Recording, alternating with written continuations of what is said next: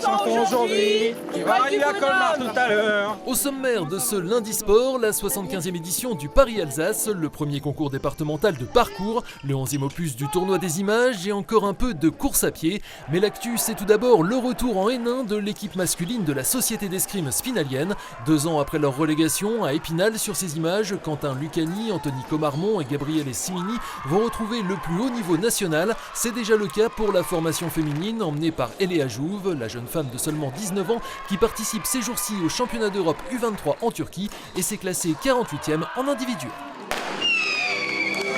C'était l'événement sportif au long cours des derniers jours, le Paris-Alsace, 75e édition pour la plus réputée des épreuves de marche athlétique de grand fond, à laquelle a pris part cette année une petite trentaine de courageux, ici samedi matin au départ de la traditionnelle dernière étape entre Plainfin et Colmar, avec la fameuse montée du col du Bonhomme, commune aux 2 formats.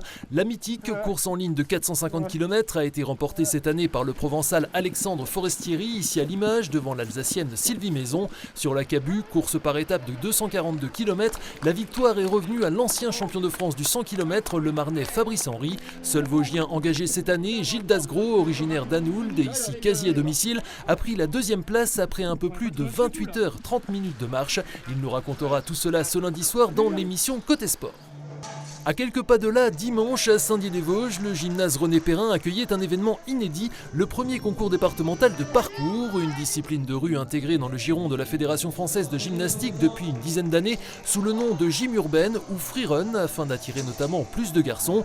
Ils étaient ainsi 24 sur 25 participants ce week-end, âgés de 9 à 22 ans, tous issus du club des Audaciens et de celui de Charmes, mais la discipline est aussi pratiquée à Remiremont, Épinal et Vittel par une centaine de traceurs, c'est leur nom au total dans les Vosges. On reste au chaud et au sec encore quelques instants pour du tennis de table avec le tournoi des images qui, depuis l'indisponibilité de la Halle des Sports d'Épinal, a trouvé refuge au gymnase Viviani. La 11e édition de l'événement, organisée par le top spinalien pongiste, a rassemblé environ 250 joueurs de tous les niveaux, débutant jusqu'aux portes du plus haut niveau national avec une quinzaine de tableaux et des récompenses allant jusqu'à 240 €.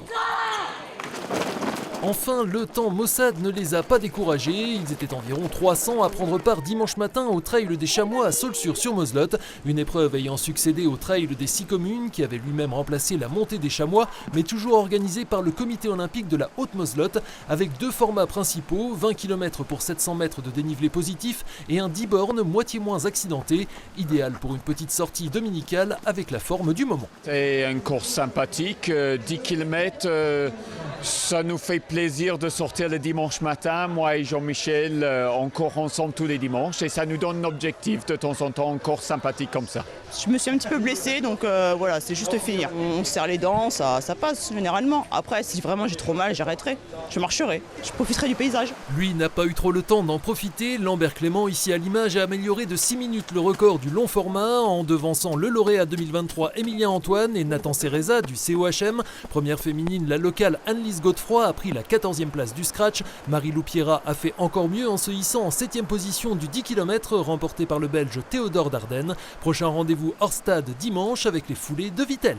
Suite ce lundi soir dans votre émission Côté Sport avec donc le marcheur d'Anould Gilles Dasgros, également invité à 2 semaines de la 39e édition du rallye Vosges Grand Est, Karinotte, présidente du comité d'organisation, et Valérie Tuaillon de Vosges Matin. Première diffusion à 19 h.